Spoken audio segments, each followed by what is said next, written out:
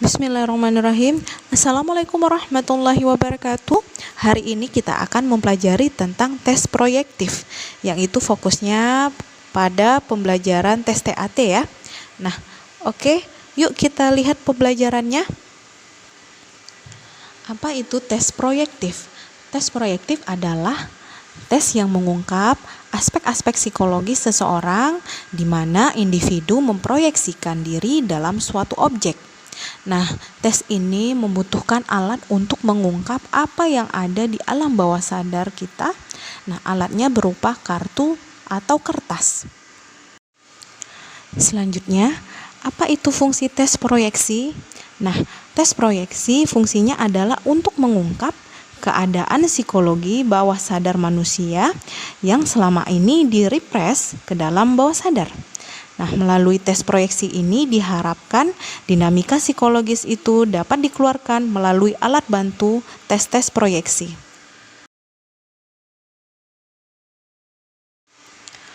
Pelopor-pelopor tes proyeksi adalah yaitu tokohnya yang pertama yaitu Freud pada tahun 1984 dengan teori-teori psikodinamika dan dikembangkan oleh Hermann Rosach pada tahun 1921 dengan tes Rosach.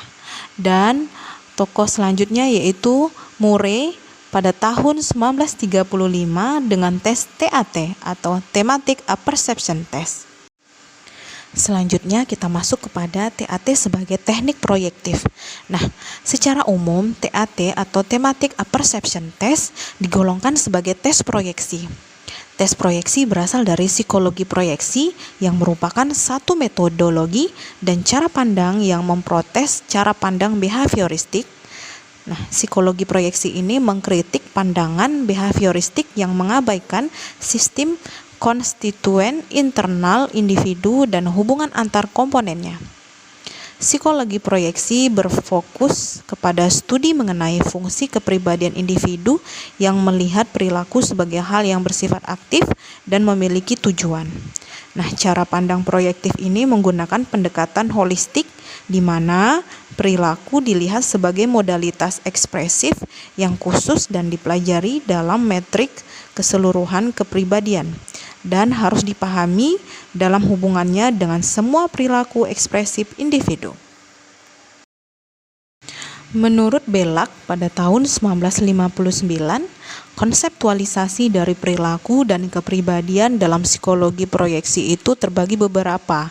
Di antaranya yaitu pertama adalah kepribadian dilihat sebagai suatu proses, bukan sekedar kumpulan trait yang statis yang digunakan oleh individu dalam merespon stimulus.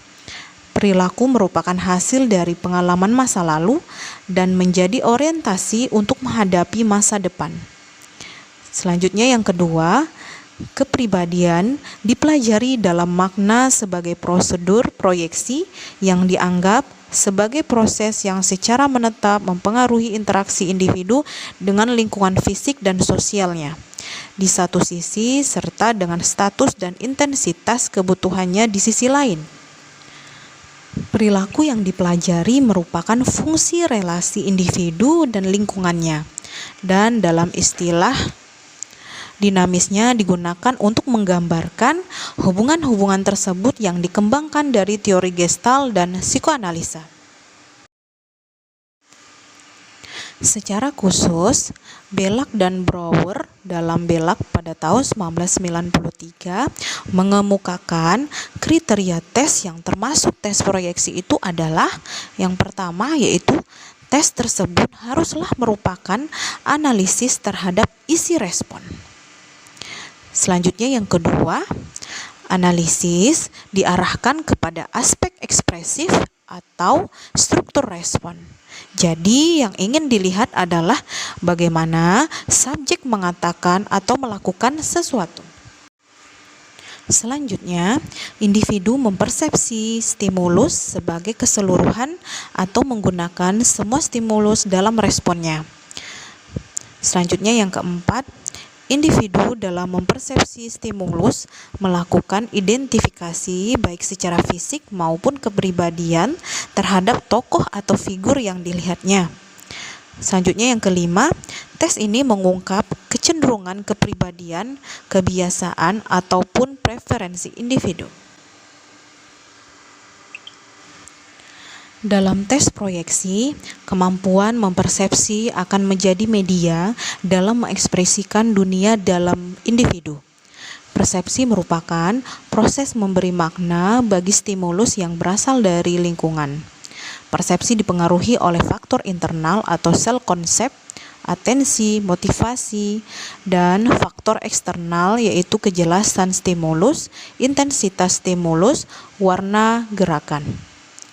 Dan salah satu aspek internal yang cukup kuat mempengaruhi persepsi adalah konsep diri atau realitas subjektif yang diyakini individu mengenai dirinya. Konsep diri akan mempengaruhi cara pandang individu mengenai orang lain, situasi yang dialami, hingga dunia secara keseluruhan. Selanjutnya kita masuk kepada, proyeksi merupakan suatu mekanisme yang digunakan ego sebagai pertahanan, yaitu defense, terhadap suatu kekuatan yang tidak dapat diterima dan biasanya terjadi pada alam bawah sadar atau unconscious.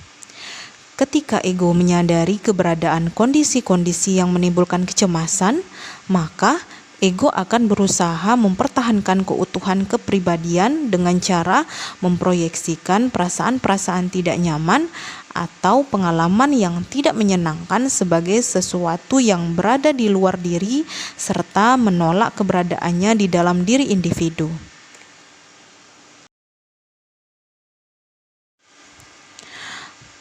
Para eksperimentalis lebih memilih menggunakan istilah apersepsi dibanding proyeksi.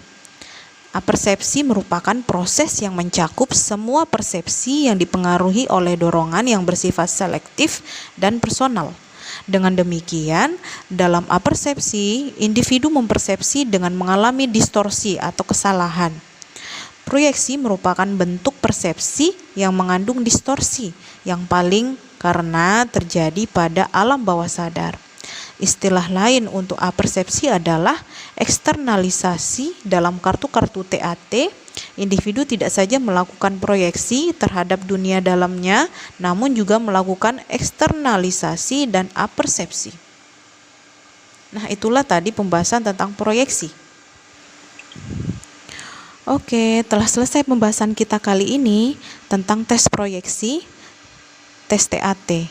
Terima kasih atas perhatiannya. Semoga video ini bisa bermanfaat ya. Dah.